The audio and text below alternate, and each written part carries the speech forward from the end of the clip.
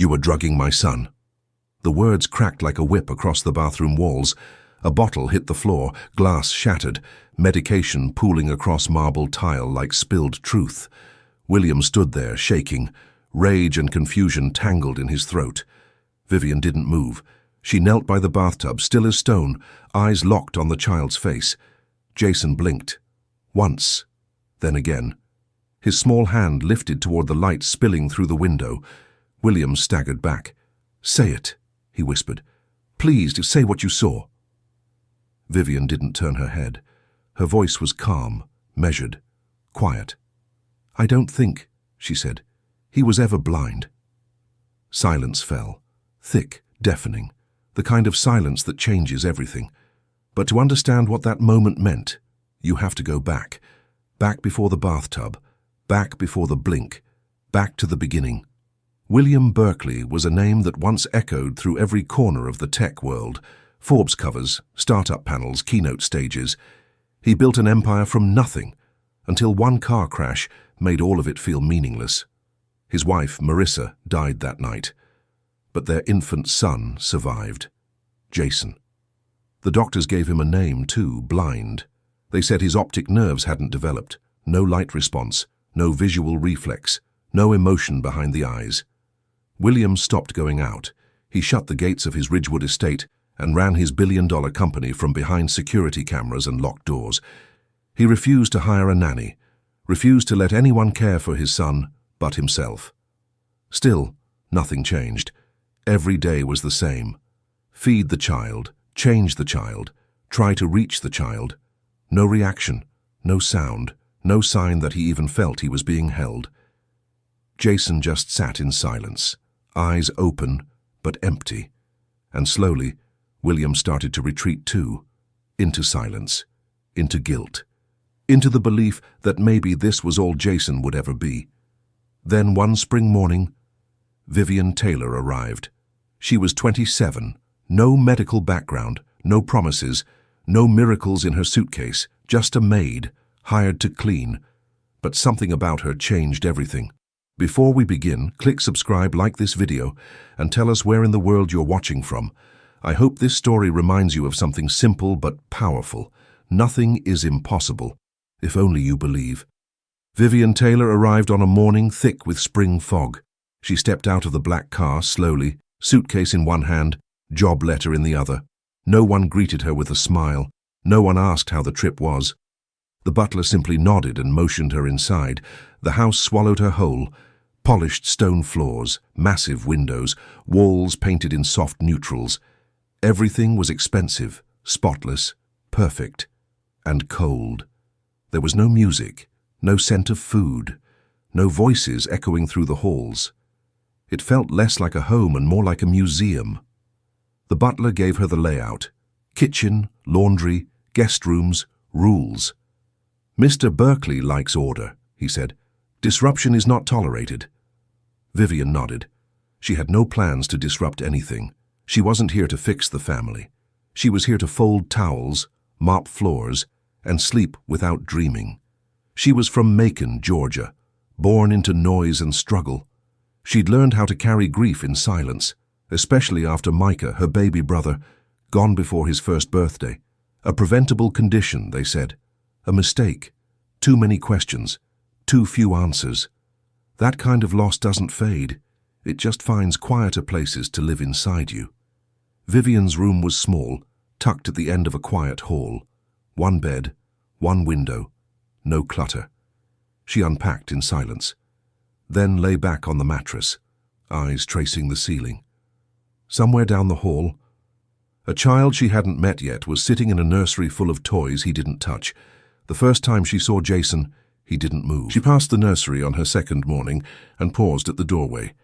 The butler walked ahead without looking back. Inside, Jason sat on a padded mat near the window. A toy rested in his lap, untouched. His hands were limp, his posture loose. His eyes were open, but there was nothing in them. Vivian stepped back as quietly as she'd arrived. "Don't bother," the butler muttered when she caught up to him. "He doesn't respond." Vivian didn't say anything, but she didn't forget the look on Jason's face, or the absence of anything behind his eyes. She'd seen stillness like that before, and she knew it meant something. That afternoon she was assigned to dust the linen shelves outside the nursery. The door was open again. Jason was there. Same spot, same silence. Vivian lingered in the hallway for a moment, then stepped inside. Not to clean, not to interfere, just to observe. She didn't speak, didn't wave, didn't try to make him smile. She crouched to the side, far enough to give him space, close enough to see the way his chest rose and fell. Then it happened. The curtains fluttered. Light moved across his face. Jason blinked. Once. Vivian didn't move. She held her breath, her heart hammered in her chest. She waved her hand gently through the same light. Nothing. Jason's eyes stayed wide, unfocused. He didn't react again, but the moment had already carved itself into her mind. That night she sat on the edge of her bed and wrote it down in her notebook. He blinked today. She stared at the words until they blurred. Maybe it was a trick of the light. Maybe it was nothing. Maybe. But she would remember that blink, and it would haunt her, because somewhere deep inside she knew it was the first crack in a story that was never supposed to change. Vivian Taylor had never seen a house so clean it felt like a lie. The Berkeley estate was stunning, massive, sun-drenched, the kind of place you see in magazines, but behind all the design and luxury, it felt off. The silence wasn't peaceful. It was thick, too perfect, too still. Like life had moved out long ago, and the house was just pretending. She arrived with a single suitcase and a folded job letter. No expectations, no fanfare. The butler gave her a quick tour. Polished floors, long hallways, untouched dining rooms. Vivian didn't ask questions. She was just there to work, and maybe disappear for a while. She was 27, from Macon, Georgia. Grew up in a tight little house where noise was constant and privacy was rare. Her silence wasn't natural, it was learned, shaped by loss, shaped by what happened to her brother, Micah. He'd died before his first birthday. A simple condition. Preventable, they said. If only someone had listened, if only someone had looked closer. But no one did. Not in time. Vivian never forgave them, or herself. She carried that grief in her bones, quiet and heavy. Her room at the estate was small but tidy. A single window looked over the garden, clean white sheets, a small dresser. No warmth but enough to function. She liked it that way. She passed the nursery every morning. The door was always open just a sliver, just enough to see him, Jason. The baby everyone had given up on. He never moved, never made a sound, sat on a mat, limp, eyes wide and vacant, like a doll, like someone had wound him up once and then forgotten about him. Once, she asked the butler if anyone spent time with the child. The man barely glanced up. Mr. Berkeley prefers to handle his son himself, he said. But the boy doesn't respond, not to anyone. Vivian didn't press, but something about those words stuck with her. Doesn't respond didn't mean can't. She started noticing the gaps, the things that should have been there but weren't. No toys out of place, no baby socks left under couches, no stains, no crumbs, no fingerprints on the glass.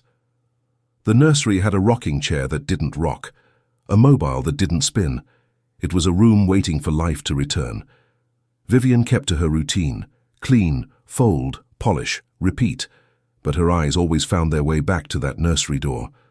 One afternoon, she was reorganizing the linen closet outside the nursery. Jason was inside again, same spot, same posture, same stillness. She hesitated. Then she stepped in. She didn't say anything, just watched. His chest rose and fell in a soft, steady rhythm. His little hands rested flat on the mat.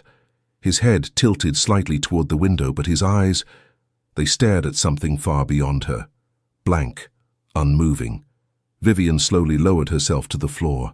She didn't touch him, didn't speak. She just let the silence fill the space between them. And then, it happened. A breeze caught the curtains, shifting the sunlight across Jason's face. He blinked. Once. Vivian's breath hitched. She froze. She waved her hand gently across his line of sight. Nothing. He didn't move again. His expression remained the same, blank, detached. She waited. 1 second. 2. Still nothing. She stood up slowly, heart knocking in her chest, backed out of the room, careful not to make a sound. That night she sat on the edge of her bed, hands trembling slightly. She opened her notebook and wrote just 3 words. He blinked today. Maybe it was a trick of the light. Maybe it was nothing. Maybe.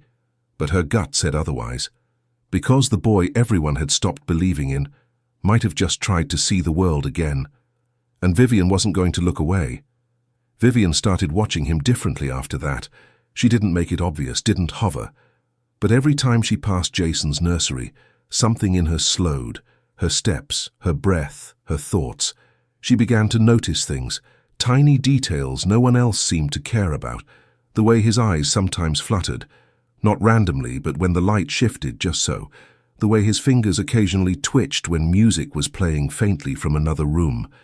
It wasn't much, but to her, it felt like possibility. Then came the bath. It was late afternoon. The light outside had turned honey gold, sliding across the tile like spilled warmth.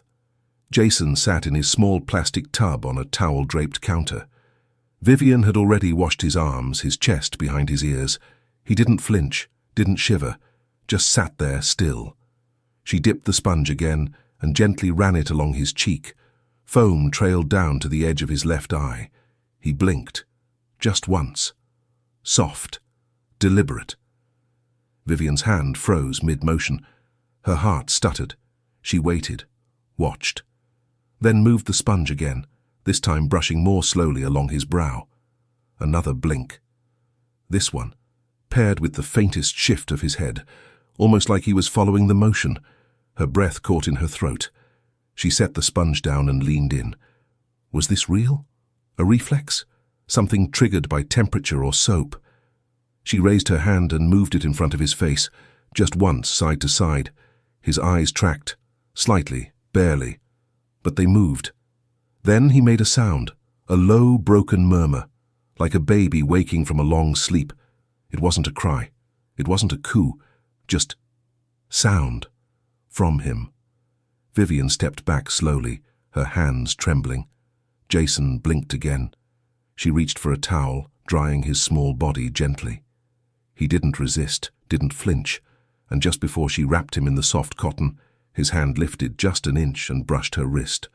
A touch, fleeting, intentional. Vivian stared down at him, her mouth opened, but no words came. That night, she sat on her bed, notebook open in her lap. She didn't know what to call it, didn't know if it meant anything, so she didn't try to explain it. She just wrote what she saw. Bath. Blinked twice. Sounded like a hum. Eyes followed movement. Touched my wrist. She stared at the sentence, then underlined one word. Followed. Her stomach turned. What if she was wrong? What if she said something and gave someone hope, and it turned out to be nothing? Or worse. What if she stayed silent and missed something that mattered? She thought of Micah again, how no one listened, how everyone told them to wait, to give it time, how waiting turned into a funeral. She closed the notebook and pressed it to her chest. Jason's face floated behind her eyes, those wide, searching eyes. So many people had looked into them and seen nothing. But today, for the first time, she thought he might have seen her. Vivian didn't say anything the next morning, but something inside her had shifted. She couldn't unsee it, the blink, the murmur, the way Jason's eyes followed her hand. It lived in her now, just beneath the surface, pressing against her ribs every time she walked past his door. So she started watching more carefully. Jason had a nurse, not full-time, not affectionate. She came each afternoon like clockwork, quiet as the walls themselves. Pale scrubs, clipped tone, clipboard under her arm. Vivian rarely saw her speak to the child. She moved through the room like she was tending to inventory, not a person. Vivian kept her distance, but she started noticing patterns. Every day, around 3 p.m., the nurse gave Jason a set of eye drops. He never flinched, never cried, just sat still as she tilted his chin and squeezed a few clear drops into each eye. Vivian didn't think much of it until the third day, when the nurse set the bottle down on the changing table before leaving. It caught the light. The label was old, peeling at the edges. She stepped closer when the coast was clear. The text was faded, the cap slightly cracked.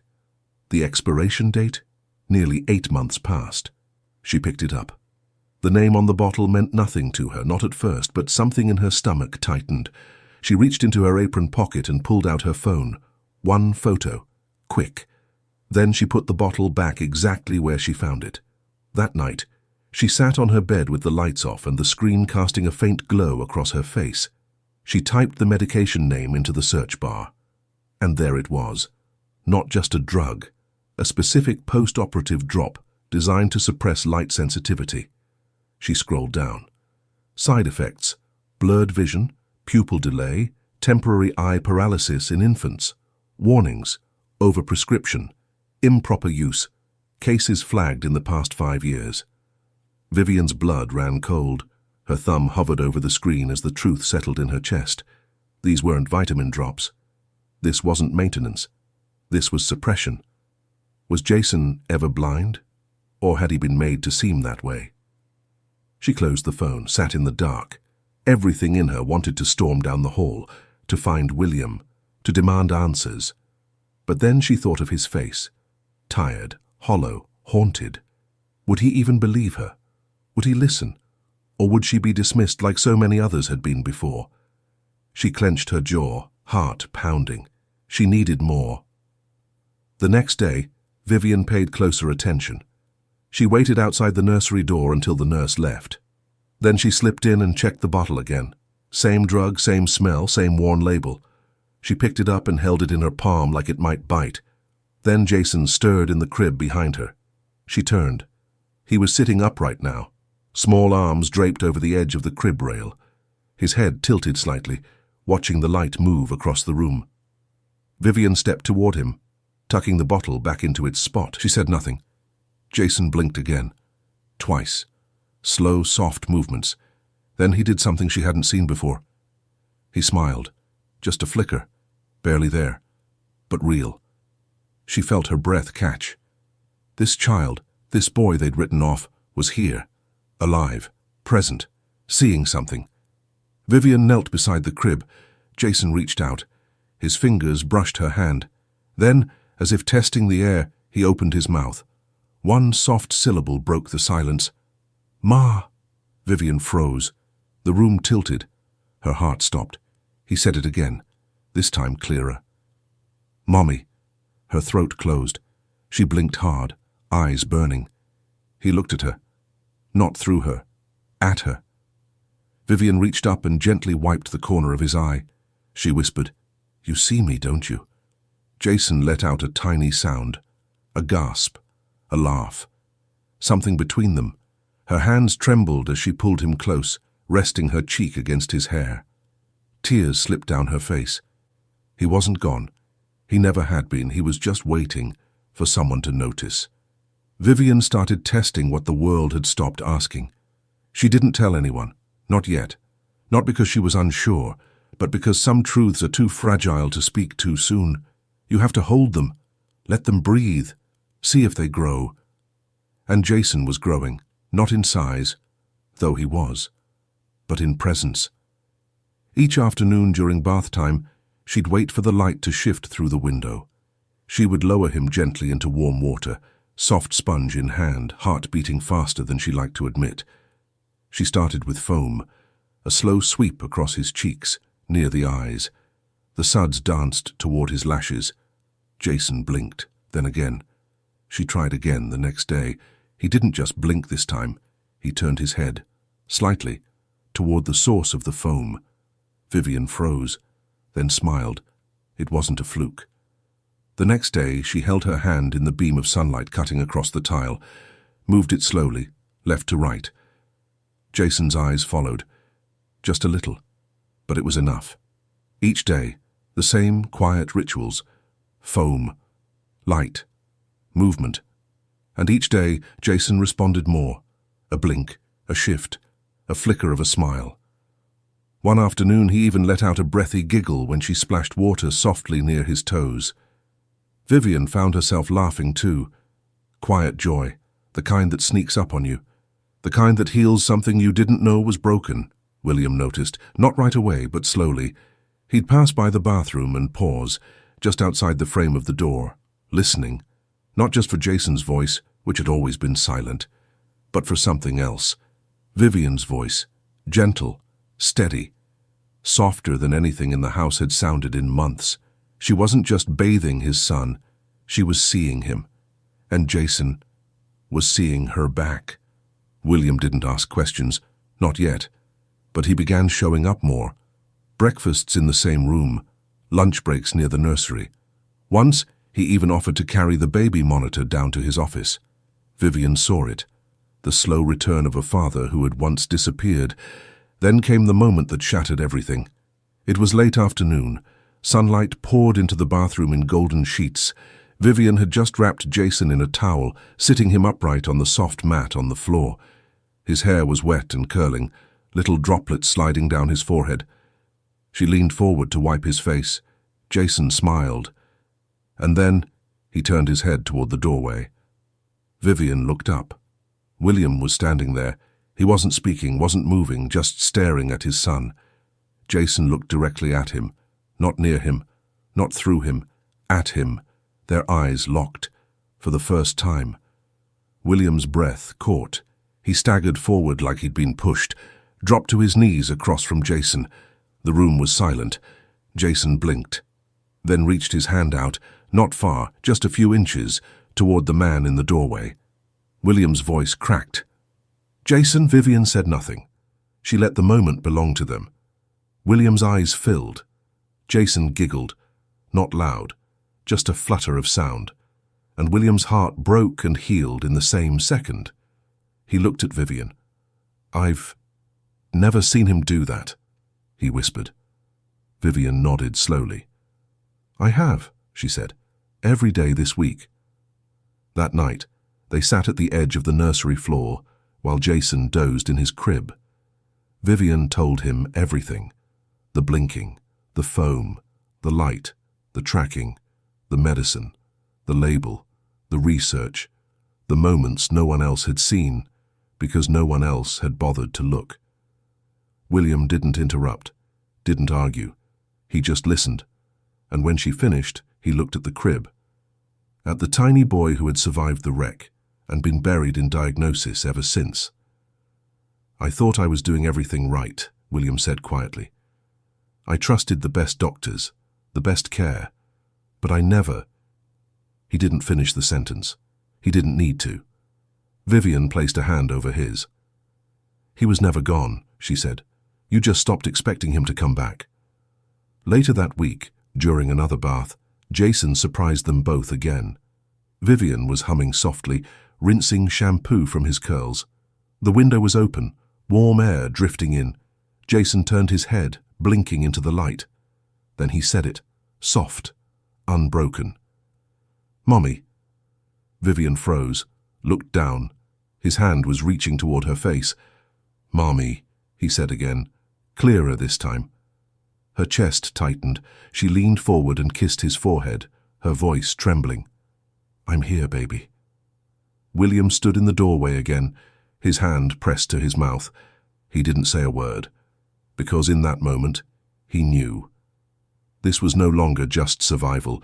This was the beginning of something bigger, something no one believed possible. Until now. The night after Jason said, "Mommy," the house didn't sleep. Not really. Vivian lay awake in her small upstairs room, eyes fixed on the ceiling. She could still hear his voice, soft, small, fragile, echoing inside her chest. Every time she replayed it, the warmth of it broke her all over again. But beneath that wonder, something darker was beginning to rise, a question that refused to stay quiet.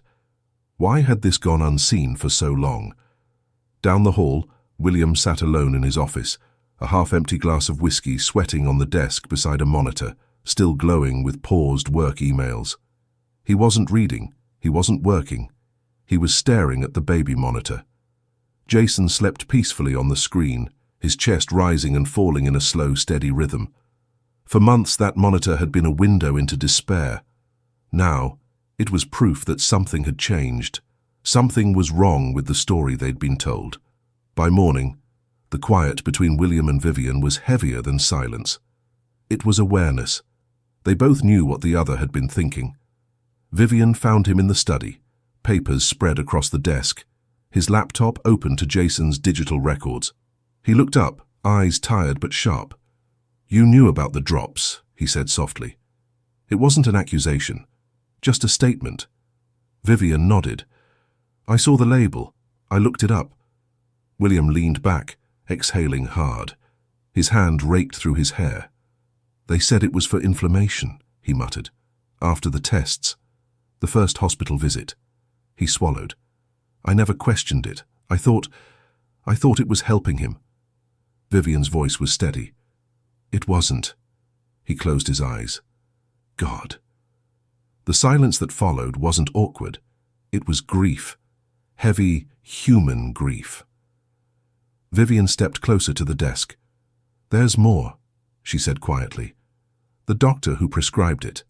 His name came up in the search results. He's been flagged before. Overprescriptions, infant side effects, there's a pattern."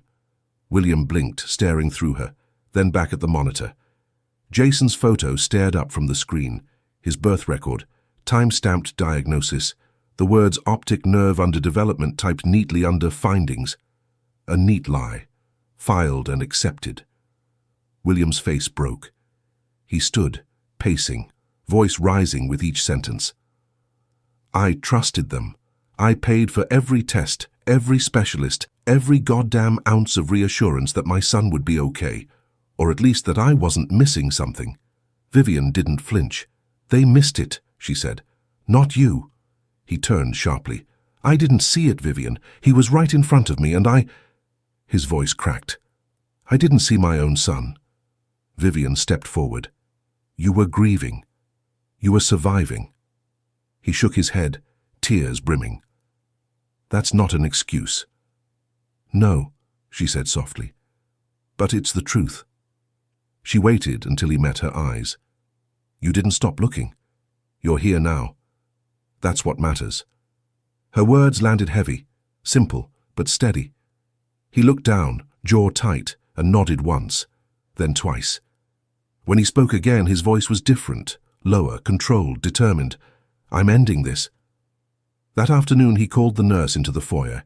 She arrived at her usual time, clipboard in hand, eyes already averted. William met her with silence. Behind him, Vivian stood near the stairs, watching. He reached into his pocket and pulled out the bottle. "Do you know what this is doing to my son?" he asked quietly.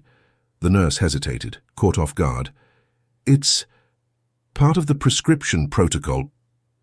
He slammed the bottle onto the entry table. "Do you know what it does to him?" Her lips parted, but nothing came out. Vivian took a step forward. "It blinds him," she said. Her voice was calm but sharp enough to cut air. "It keeps him from seeing light, from reacting. It's not medicine, it's a mask." The nurse froze. William exhaled slowly, his tone cold now. "You're dismissed. Effective immediately." She tried to stammer an objection, but he raised a hand. "Leave," he said simply, "and don't come back."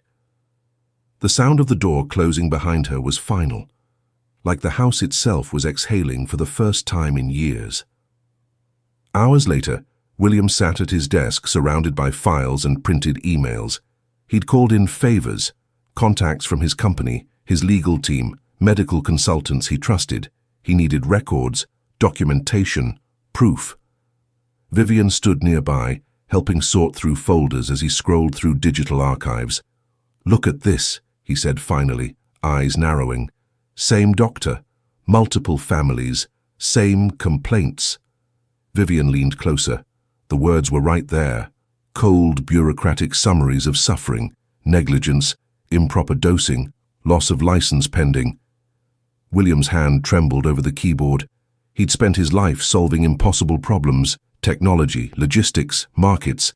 But this wasn't data. This was betrayal. He sat back, silent. The anger in him burned low and deep, not a spark, but an ember that would not die. Vivian broke the quiet. "What will you do?" William stared at the screen, then at the photo framed beside it, Marissa holding Jason as a newborn, both of them laughing, alive. He picked up the picture, thumb brushing over Marissa's smile. "I couldn't save her," he said quietly, "but I can fight for him." Vivian nodded. "Then you should." He looked at her, really looked at her, for the first time without the fog of grief between them. There was strength in her stillness, not defiance, conviction. That night, he drafted the first email, then the second. By dawn, his decision was made. The nurse's contract terminated, the doctor's malpractice history submitted to legal counsel. An internal investigation opened, and Jason's medication schedule permanently stopped. When Vivian entered the nursery that morning, sunlight was spilling across the crib. Jason turned his head toward it, eyes open, blinking against the brightness. Vivian smiled. "Good morning," she whispered. From the doorway, William stood watching. He looked different. Tired, yes, but alive again, like a man who'd finally chosen a direction. "I've contacted my lawyers," he said softly. "They're going after him, the doctor, the company, all of them." Vivian met his gaze. "Not just for Jason?" He shook his head. "For every parent who believed the lie," he said. "For every child who was made blind because someone thought no one would notice." She smiled faintly. The kind of smile that carried sadness and pride in equal measure. William walked closer, resting a hand on the crib. Jason blinked up at him, eyes clear under the morning light. And for the first time in a long time, the silence in that house didn't feel like grief. It felt like resolve. The silence that once choked the Berkeley estate had been replaced, not with noise, but with life, laughter, babble, the sound of a baby discovering the world one blink at a time. And behind that change, quietly, steadily, Vivian stood like a pillar holding everything together. William didn't hesitate. The moment he had enough proof, he assembled his legal team. Not just lawyers, but investigators, analysts, people whose job was to unravel systems, exactly the kind that had failed Jason. The doctor who prescribed the eye drops had a record longer than anyone expected, flagged for over-medication in multiple pediatric cases, a prior warning filed but never enforced, buried settlements, a web of silence. William wanted it all exposed, and not just him. The pharmaceutical company that manufactured the drops, the clinic that failed to follow up, every gatekeeper who'd looked the other way. This wasn't just personal anymore, it was war. Then came the article. The first headline appeared on a local health blog, then it went viral. Black Maid uncovers truth behind Billionaire'S blind baby. Within 24 hours, national outlets picked it up. Morning shows, medical forums, news tickers.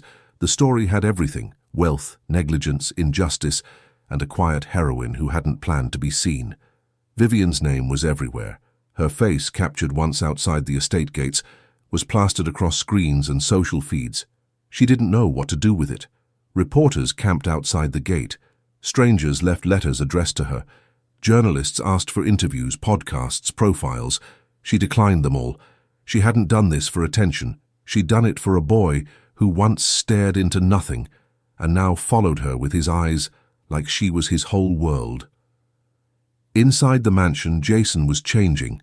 Fast. He laughed now. Not just a sound, but a full body-shaking giggle that echoed down the hallways. He babbled nonsense syllables in the middle of the night. He pointed at sunlight, at color, at Vivian's earrings when they caught the light. Once he reached out and pressed his hand against the window glass. Vivian stood behind him, watching him watch the world. She couldn't stop the tears. He wasn't just present. He was curious. William changed too. He stopped hiding in his office, stopped talking to lawyers on Bluetooth while pacing the halls. He sat with Jason in the morning, read books with pictures, held toys up to the light so Jason could follow them. He didn't try to control the moment. He just showed up. One day he found Jason on the living room rug, tapping his fingers against a shiny metal spoon Vivian had brought from the kitchen. The baby picked it up, tilted it in his hand and paused. Vivian watched from the doorway. Jason angled the spoon, saw something, then smiled. William crouched beside him, watching as Jason looked again, eyes blinking, lips parting. He'd found his reflection. Not perfectly, not clearly, just a warped shimmer of his own face, but he saw it and he smiled at it. Then he turned the spoon, caught sight of William's face next to his own, and Jason giggled. Not a sound of surprise, a sound of recognition. William's hand went to his chest. Vivian stepped forward, kneeling beside them. Jason held the spoon out, offering it to her like it was treasure. She took it gently, whispered, "Thank you." That night, after Jason had fallen asleep, William stood in the kitchen beside Vivian. "I don't know how to thank you," he said. Vivian shook her head. "You don't have to." "I was lost," he said, "but I'm not anymore." She smiled faintly. "Neither is he." He looked at her, really looked. "You gave him back to me." Vivian's voice stayed soft. "No," she said. "He was always here. He just needed someone to see him." Outside the mansion, the world kept talking. But inside, something much quieter was unfolding. A father was learning to know his son, and a boy, once silenced by medicine and misunderstanding, was beginning to find his voice. One blink at a time. The courtroom wasn't grand. No marble pillars, no gold-lined seats. Just a wide room with stiff benches, sterile lighting, and a heavy air that clung to every breath. But for William and Vivian, it might as well have been the center of the world, because everything that had been buried was about to be brought into the light. Vivian sat alone at the edge of the witness bench, a quiet figure in a dark blazer, hands folded in her lap, eyes steady. She didn't want to be there for herself. She was there for the child she bathed, held, watched, listened to, long before anyone else remembered to. The courtroom stirred as the judge called her name: Vivian Taylor, housekeeper, observer, unlikely witness. She stood, walked forward, and took her seat. The lawyer asked her to explain what she saw. She did, not with dramatics, not with emotion designed to impress, just truth. She told them about the bath, the foam, the blinking, the whispered syllable, "Mommy." She spoke about the medication bottle, the faded label, the late-night research, the sick feeling in her stomach when she realized what had been done.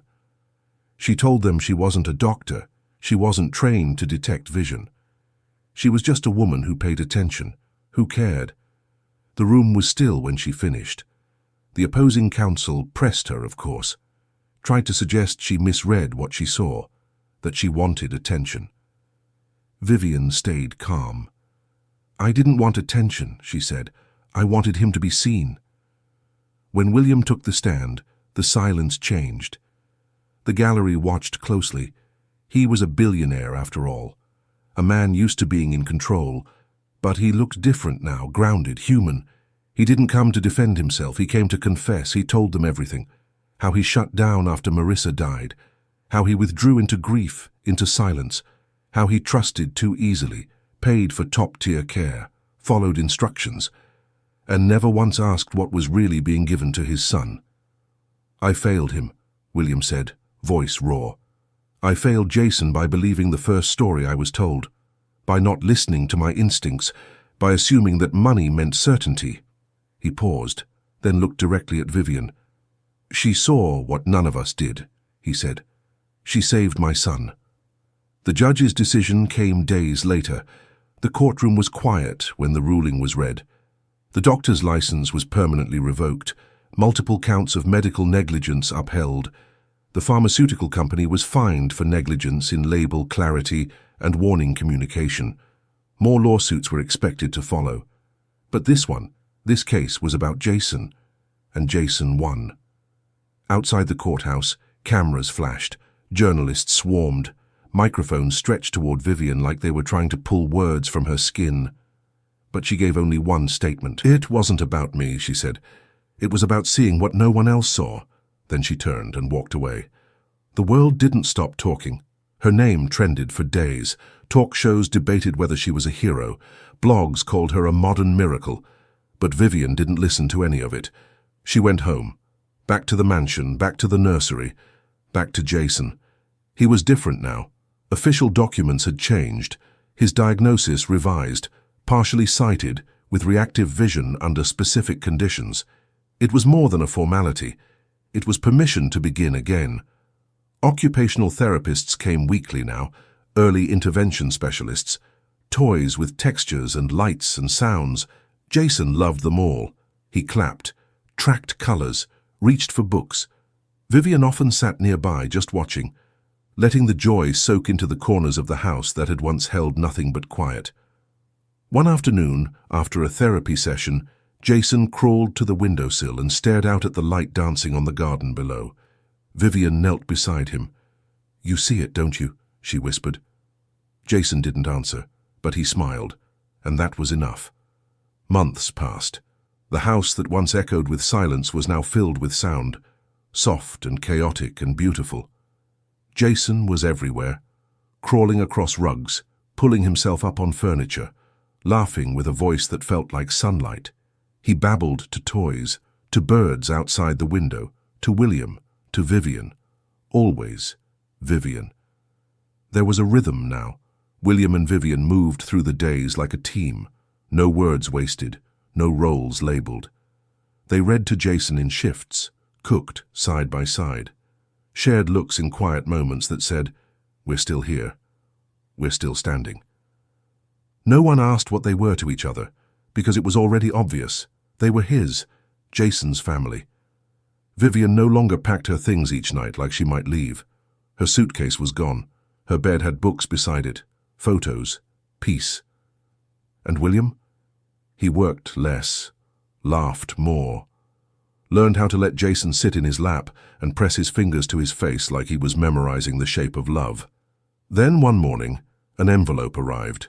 Heavy cardstock, gold trim, from the National Pediatric Foundation.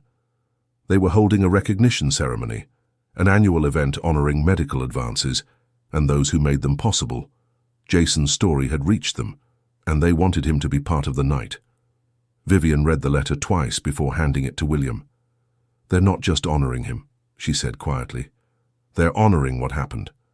William nodded. There was no hesitation. They were going. The ballroom was filled with warm light and warm faces. Doctors, researchers, caregivers, families. People who knew what it meant to fight for a child's future. Jason wore a tiny navy blue suit. Vivian fixed his collar with trembling fingers. He giggled when she kissed his forehead. William stood nearby, adjusting his tie, watching them. A string quartet played softly in the background. A voice over the mic thanked attendees, told stories, handed out awards. Then came Jason's moment. The host stepped up, smiling at the crowd. "Tonight," he said, "we honor a child who was written off too early, and seen just in time." He gestured toward the small family seated near the front. Jason Berkeley, whose resilience has already changed the way we think about infant diagnosis and response. Applause. Jason clapped too, mimicking the sound. Laughing, the host continued, "But stories like this don't happen in isolation. They happen because someone saw what no one else did." A pause. "And that someone is here tonight." He turned toward the crowd. "Vivian Taylor, would you please join us on stage?" Vivian froze. William looked at her, nodding. She stood slowly, adjusting her dress. As she reached the steps, Jason let out a small cry. Soft, she turned, curious, met his eyes. He was reaching toward her, and then, clear and loud, "Mommy." The room stopped. Gasps. Silence. Then applause. Vivian's hand went to her mouth. Tears welled up instantly. Jason was still reaching, smiling. He said it again. "Mommy." William was already on his feet, eyes wet, clapping. The host stepped aside. Vivian walked back down the stairs, dropped to her knees in front of Jason, and gathered him into her arms. The cameras flashed, but she didn't notice. She only saw him, felt his heartbeat against hers. He had chosen the word, chosen her. Later, In the quiet of the car ride home, Jason slept across Vivian's lap. William drove, one hand on the wheel, one resting gently on the edge of Jason's blanket. The streetlights washed over them in waves of gold. "I never expected this," William said softly. Vivian looked out the window. "Neither did I. But I'm glad," he added. She nodded, brushing a curl from Jason's forehead. "Me too." Back at the house, the nursery glowed with soft lamps and shadows shaped like stars. Jason stirred in his crib, fingers curled around a stuffed elephant. Vivian stood in the doorway, arms folded, watching him breathe. William came up beside her, quiet. "He sees everything now," he said. Vivian smiled. "No," she whispered. "He always did." William nodded, and as Jason let out a soft sigh in his sleep, the house, the one that once echoed with silence, now pulsed with life. Because someone had finally seen what no one else had, and in that moment, the world saw her too.